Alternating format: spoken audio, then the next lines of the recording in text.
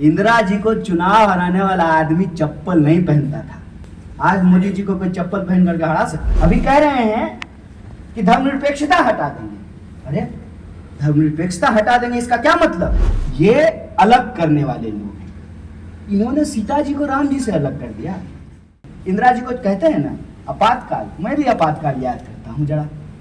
इंदिरा जी को चुनाव हराने वाला आदमी चप्पल नहीं पहनता था। आज मोदी जी को कोई चप्पल पहन करके हरा सकता है?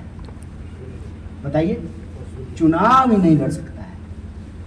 आज गरीब इंसान चुनाव लड़ने के बारे में सोच सकता है, लेकिन संविधान आज सबको चुनाव लड़ने का अधिकार देता है। तो आधा अधिकार तो ले लिया ना, अब आधा ही बचा है चुनने का। उसको भी धीरे धीरे ये समाप्त करेगा, लेकिन भूख जोर से लगा हो तो दोनों हाथ से थोड़ी खाने लगेगा। इतना तो स्मार्ट है ही। वो भी तो आजकल 40,000 करोड़ का 40,000 रुपए किलो वाला मशरूम भी खा रहे हैं, तो दिमाग और तेज हो गया होगा। भूख लगा तो दोनों हाथ से तो खाएंगे नहीं, तो एक एक करके छीनेंगे। अभी कह रहे हैं कि धर्मनिरपेक्षता हटा देंगे। अरे धर्मनिरपेक्षता हटा देंगे, इसका क्या मतलब है? इसका मतलब यह है कि आप इस देश में हजारों साल के धार्मिक जो सर्वधर्म संभाव की परंपरा है, आप उसको समाप्त कर देना चाहते हैं। बताइए, मेरा नाम कन्हैया है, तो वैष्णव लोग भी होते हैं हमारे गांव में, शिव को भी मानने वाले लोग होते हैं, वो तो खाते हैं मांस, दोनों हिंदू हैं। ये अलग करने वाले लोग हैं। इन्होंने सीता जी को राम जी से अलग कर दिया। तो आप तो जो है इसी धरती पे बिहार में जो है सीता जी पैदा हुई। ये अलग करने वाले लोग, ये तोड़ने वाले लोग, ये जोड़ने वाले लोग नहीं है।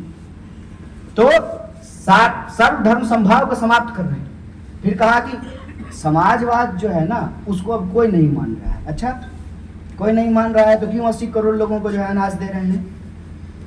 ये कौन सा विचार है? ये तो समाजवादी विचार है ना।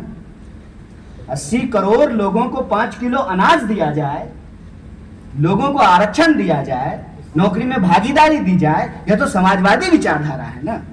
वरना बाजार की क्या विचारधारा है? बाजार की तो यही विचारधारा है, पैसा फेंक तमाशा देख। पैसा है तो सामान मिलेगा, नहीं है तो वो टाटा गुड बाय। यही है ना बाजार की व्यवस्था।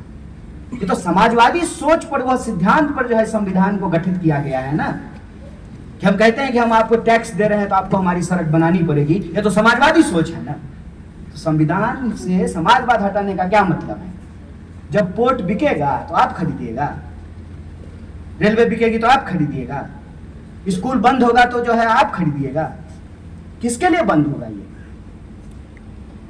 अगर सरकारी विद्यालय बंद हो तो किसके बच्चे नहीं पढ़ेंगे? अगर सरकारी ट्रेन बंद हो तो कौन लोग जो है यात्रा नहीं कर पाएंगे? तो आप खरीद तो सकते नहीं है। इसीलिए कि कोट और कुटैया का जो सिद्धांत है कि अपनी ही जमीन से बेदखल करेंगे, लेने जाओगे तो कूटेंगे, नहीं मानोगे तो कोर्ट में घसीटेंगे। इसलिए लेकिन बार बार जो है मानहानि का धमकी दिया जाता है। कोई पत्रकार अगर ईमानदारी से, इसलिए मैं पत्रकारों से गुस्सा नहीं, मुझे मालिकों से दिक्कत है, क्योंकि मालिक जो है ना वो बेईमान है, क्योंकि वो एक ही आदमी है, सबका मालिक एक है।